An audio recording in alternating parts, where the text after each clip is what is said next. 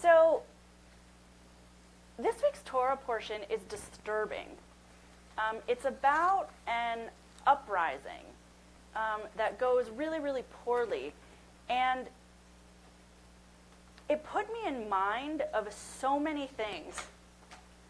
It put me in mind of everything that's going on in the Middle East, everything that's going on in Israel. It put me in mind of the anti-Semitism that we've been seeing in this country flare up. It put me in mind of sort of the sneaky ways that politicians sometimes speak, in which they say the literal truth, but it's clear that there's something underneath that's more sinister, right? Or that isn't true. Yeah, just to be. So I want to read to you the story of Korah. I want to read to you a summary of what happened. And while I'm reading it to you, I want you to make parallels to things in your life, whether they be global, national, communal, personal. I feel like there's so much to learn from this text that we're going to share it, and then we're going to sit with it for a minute.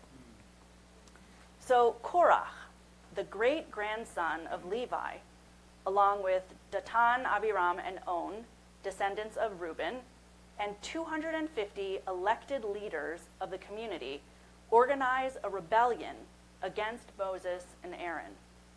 All the people are holy, they complain. Why then do you raise yourselves above God's congregation? Stunned by their accusation, Moses challenges Korah and his followers to bring fire pans and incense with them to the sanctuary the next morning. God will make known who is holy and who is not, he said. Turning to Korah, Moses questions his motives.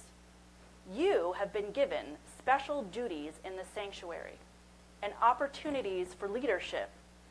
Why do you now seek the priesthood that God has given to Aaron? When Moses asks Datan and Abiram to meet with him, they refuse. For what reason should we meet with you, they say. You have brought us out of a land flowing with milk and honey to die in this wilderness. Do you now also need to demonstrate your power over us? We will not come. Stunned, Moses prays to God. Pay no regard to their words. I have never taken anything from them, nor wronged them. The next morning, Moses and Aaron meet with Korah and his followers in front of the sanctuary. Each is carrying a fire pan with red-hot coals and incense on it. By that time, Korah has organized the entire community against Moses and Aaron. God speaks to Moses and Aaron, telling them to withdraw from Korah and the community because they are about to be destroyed. Moses and Aaron plead to God on behalf of the people, asking, if one person sins, will you be angry with the whole community? God tells Moses to order the people to withdraw from the area around the tents of Korah, Datan, and Abiram.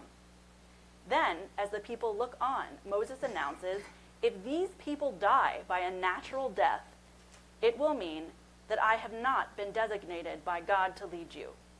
If they are swallowed by the earth opening up, that will be a sign that God has sent me to lead you. At that point, the earth opens and swallows Korah, Datan, Abiram, and their families, as well as their 250 followers. Moses orders Aaron's son, Eleazar, to collect all the fire pans and beat them into sheets to be used as plating for the altar. The bright plating is to remind all Israelites that only Aaron's descendants may serve as priests. The day after Korah's rebellion, the Israelites bitterly accused Moses and Aaron of bringing death upon their community.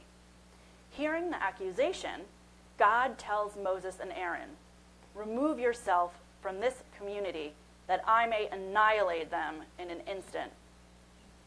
Seeing that a plague is breaking out among the people, Moses tells Aaron to place a fire pan on the altar to gain forgiveness for the people. when the plague ends, 14,700 people are dead. Moses asks the chief of each of the 12 tribes to deposit a staff inside the sanctuary.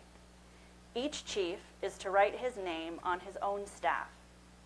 Aaron's name is to be inscribed on the staff of Levi.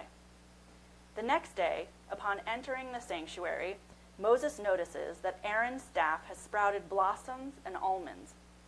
After the staffs are returned to the tribal chiefs, Moses returns Aaron's staff to the sanctuary as a warning to those who might in the future rebel against God. Aaron and his sons are commissioned as Kohanim, or priests, to oversee all rituals of the sanctuary. The Levites are to help them, but the Levites are to have no contact with the altar or other sacred objects. All offerings are to be given to the priests for their use, and tithes are to be designated for the Levites as payment for their service to the sanctuary. Neither the Kohanim nor the Levites are to be given land holdings. So one of the first questions that comes up when we read Korach for the first time, or when we're reminded about Korach, is what did Korach do wrong? Right? All he did was say, aren't we all holy? So that's one question that usually comes up really quickly.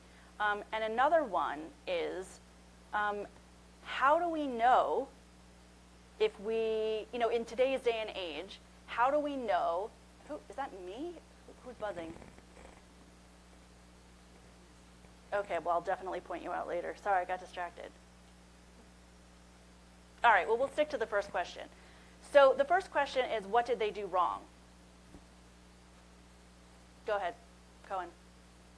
Well, again, in context, because before this was the guys went out to scouts, remember? And they said, oh, they're going to kill each other, blah, blah, blah. And then God said, no, you can't go up now. You got to go 40 years or whatever. And 40. Yeah, you all have to die out before you can go into, right. So that's the context of this next story, right? Exactly. Let me repeat what you said so they can hear you. I don't know if they can hear you online. So Cohen is saying that we have to remember that this is in the context of everything that happened in last week's Parsha. And in last week's Parsha, Caleb and Joshua were saying that the land that they had been promised was beautiful and they could enter it and God would be with them and let's go. And all the other 10 spies said, no, these people are bigger than us and we will look like grasshoppers to them as we look to ourselves. And they did not listen to God, and God got really mad. So this is a continuation Yeah. of that. Yeah. They're not listening again. And so he wanted to, he destroyed them before. He let them go up and get beaten by the Amalekites, whatever. Amalekites. Amalekites.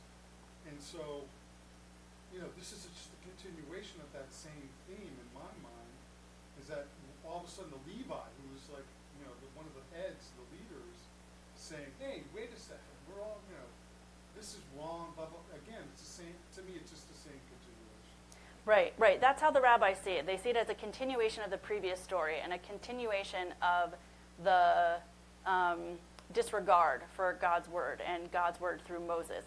So that's the one side of it, right? But there's a whole line of argumentation that says we really should question those in authority. That is a legitimate practice in both Judaism. Debate is highly revered, and in our country, debate. I don't know if it's highly revered, but it certainly happens a lot. It used to be. But the reason that I'm mentioning it is because in this story there is a difference between argument for the sake of heaven and an argument not for the sake of heaven. Right? This is something that we see the rabbis talk about a lot in the Talmud, is we're allowed to argue if it is for good. But arguing to stir up trouble with no plan to make anything better is not supported by our tradition. So that made me think of this acronym that my kids get taught in school. It's called THINK. Okay? So T, is it true? Right? H, is it helpful? I, is it inspiring? N, is it necessary? And K, is it kind? So I would just like to leave you with the thought that what Korach did was questionably true, because he didn't make a statement about truth. He asked a question. Was it helpful? Not particularly. Was it inspiring? No. It incited a revolution. Was it necessary? I mean, personally, I don't think so, but I'm standing right here, so you could have a different opinion. And was it kind? No, I don't think so. Last year I talked about how if he had only just gone to Moses and Aaron and said, hey, things are really rough. Why don't we all, I got some ideas how we could make it better. Let me run it by you. So I'd like for us to head into Shabbat and to head into this week, thinking about this acronym when it comes to what we're speaking about, and using this idea of arguments for the sake of heaven when we assess different conversations that are happening in the public sphere. Shabbat Shalom.